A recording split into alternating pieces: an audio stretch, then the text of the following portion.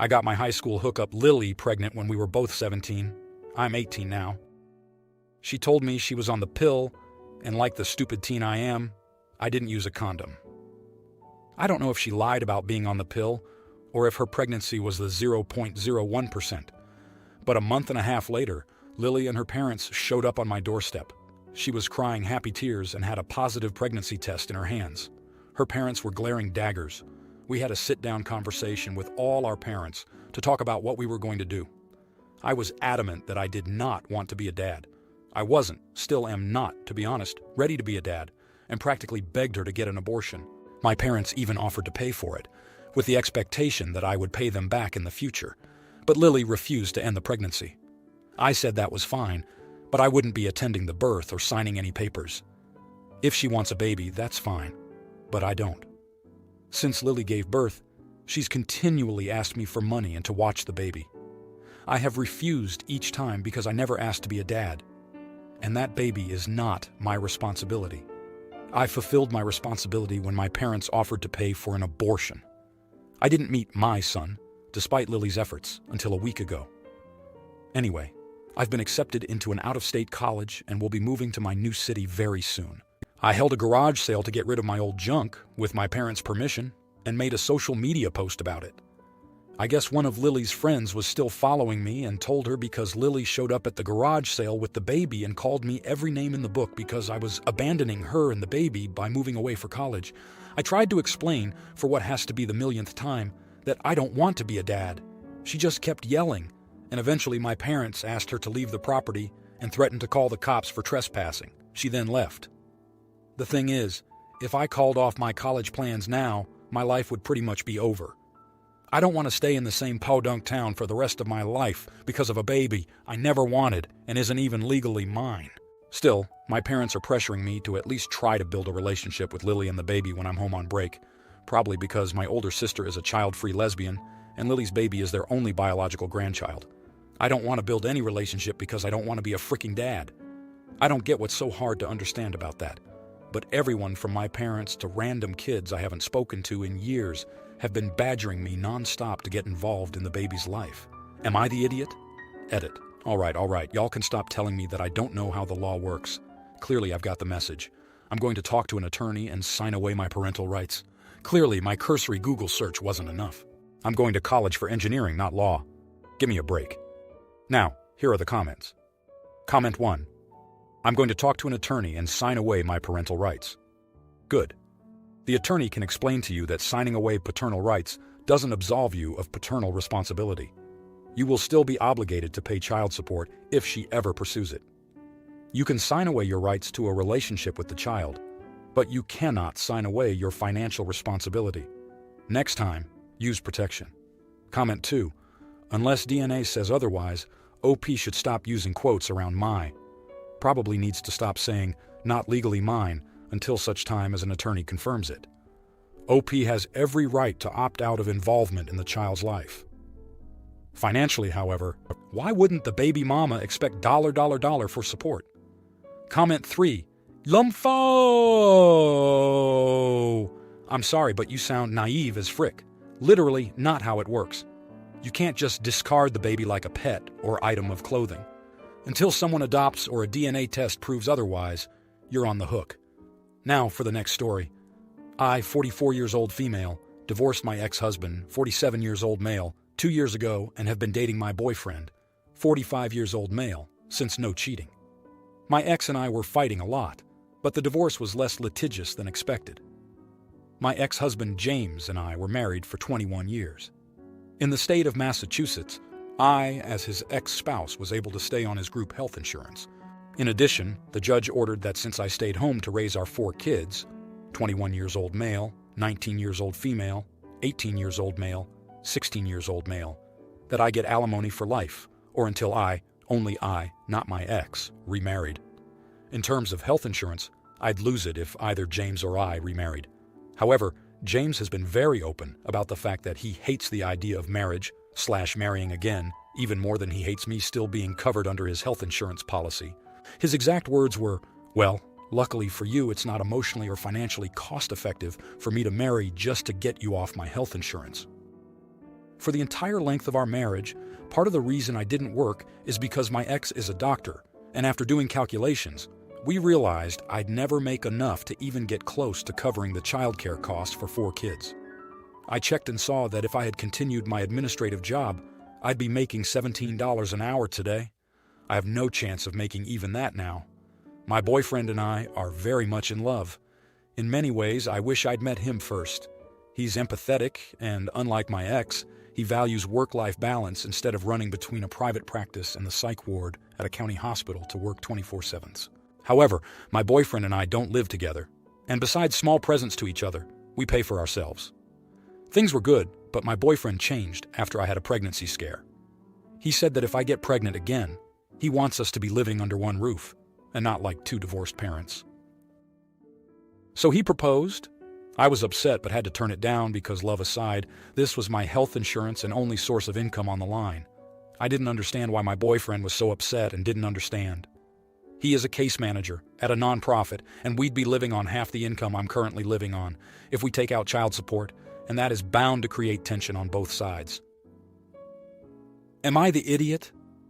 Just want to add, we cannot move in together either, as the archaic family court laws would see that and assume that my boyfriend and I would be sharing finances, or I would be supported by my boyfriend by the fact of us moving in together. If I could move in together with him and not lose my benefits, we'd be doing so. Now for the next story. My boyfriend, 58, I am 55, been together 18 months, took our first weekend getaway to Tahoe. His idea, he made it clear he wants to gamble. I made it clear I won't be gambling as it's not something I've ever been interested in. However, I am happy to watch him, enjoy the environment, and people watch. He seemed fine with this. First night was fun. He played poker, I watched, learned a lot, and enjoyed it all. We went to a lovely dinner, had nice food and drinks, and he gambled the rest of the night with me completely content observing. The next day we did the same. However, he was continuously telling me to play something. Every table, machine we passed, he suggested I try it. I declined, telling him, I'm good, it's not my interest to do. I encouraged him to do and play whatever he wants. This just went on and on. He took me into this high roller slots area and told me to sit down at this machine. He then put in a $100 bill and said, play this, I'll be over there, and walked away to another slot. I started to play it. It immediately started winning. I just kept playing. He noticed and came back over. He was so excited. I was up to $10,000 in winnings. He was going bonkers with excitement. I was just laughing. It seemed really weird, but it was fun to see him so happy.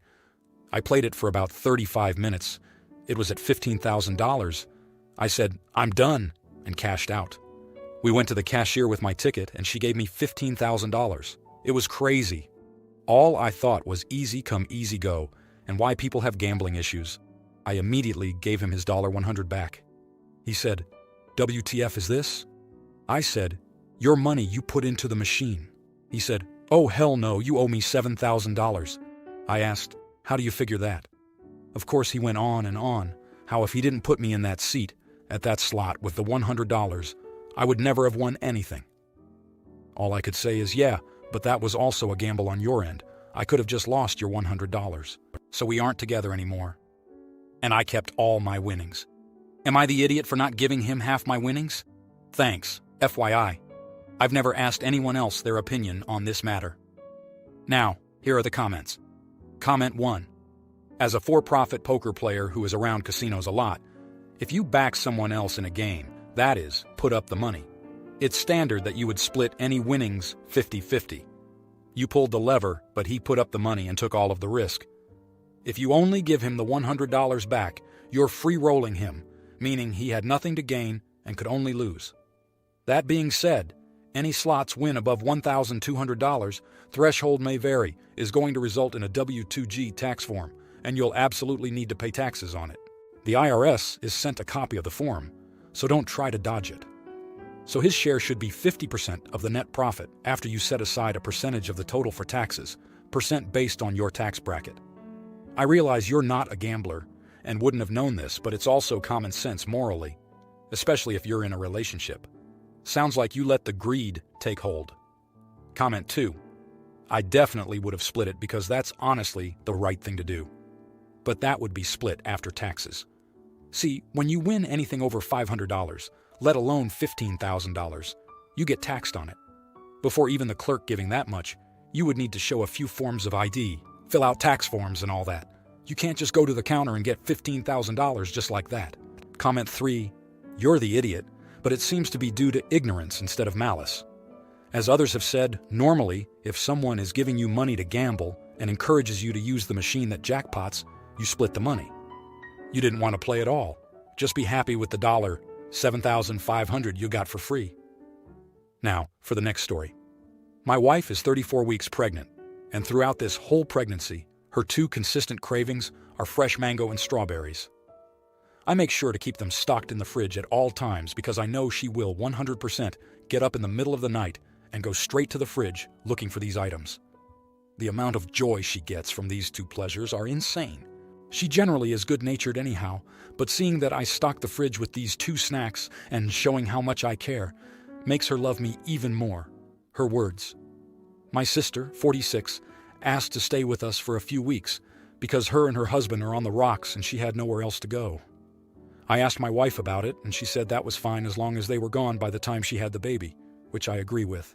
I tell my sister and she said she would make sure to be gone before then. We weren't even charging her rent or anything. The only stipulation I had was that they buy all their own food because my wife and I tend to eat rather healthy, and it gets expensive quick, so we can't be cooking meals together. She agreed to the terms. It didn't even take 3 days for my sister and my niece, 12, to eat every single bit of fruit that I had stocked in the fridge for my wife. The first time around, I told them to simply not touch the fruit. My sister apologized, and that was the end of it. However, a few more days go by, and I notice, again, that the fruit is gone. I asked my sister about it, and she said it must have been my niece, and that she would speak to her. But yesterday I came home after an appointment with my wife, ultrasound, and there's my sister, dipping the strawberries into a case of sugar and eating them while scrolling her phone. My wife immediately looks defeated and says, "I'm just going to go lay down." She looked extremely hurt. My sister says I only had 2 and tries defending her actions, and I tell her at this point that she needs to leave. She starts scolding me. "You're really kicking me and your niece out over fruit? Are you serious?" So I said yes, and told her she had an hour to get her stuff and leave. I'm being told by several people that I overreacted, that my sister needed me during her hard time, and I just proved that family means nothing over food. Am I the idiot?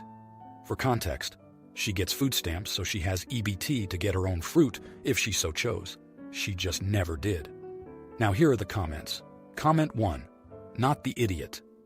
You're not kicking her out over fruit. You're kicking her out over the fact that she has no respect for you, your wife, or your very reasonable and clearly stated boundaries. There are few things I hate more than when people try to trivialize your reasonable boundaries with comments like that. NGT. You're really kicking me and your niece out over fruit. Are you serious? It's not about the fruit. It's about the fact that you set one single boundary, and they willfully and repeatedly disrespected, disregarded, and violated said boundary. Comment 2.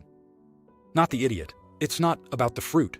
It's about respect and boundaries, which she clearly refuses to accept. She is showing entitlement. You don't have to give her a place to stay, regardless if she is family or not. You chose to be kind and give her a place to stay and not even charge her anything. You gave her one rule, and instead of respecting it, she chose to ignore the rule multiple times, even after being reminded about it. No idiots here. Kick her out. If anyone has any problems with it, then tell them they can open up their home to her. Comment 3. Not the idiot. You had one simple rule she could not abide by. It's extremely disrespectful of her considering the huge amount of help you offered. Your house, your rules. She can leave. If you liked this video, you'll probably like these too. Also, while you're here, please consider subscribing. It's your support that keeps this channel alive and allows me to make better and longer videos. Have a great day.